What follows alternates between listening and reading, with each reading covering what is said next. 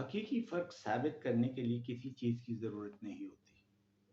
ہماری انا چند لمحات کی خوشی کے لیے ہماری زندگی کو غیر ضروری خواہشات سے تربتر کر دیتی ہے۔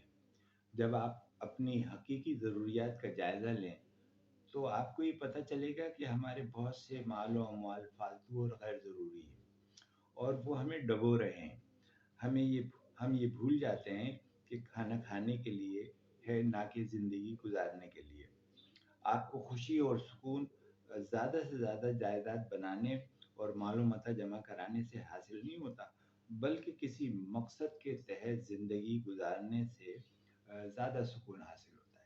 تو اپنی زندگی میں کوئی اچھا مقصد بنائیں، کوئی اچھا نیک کام کرنے کی کوشش کریں، کسی کی مدد کرنے کی کوشش کریں، کسی کی زندگی کے اندر کسی خوشیوں کے رنگ بھر دیں۔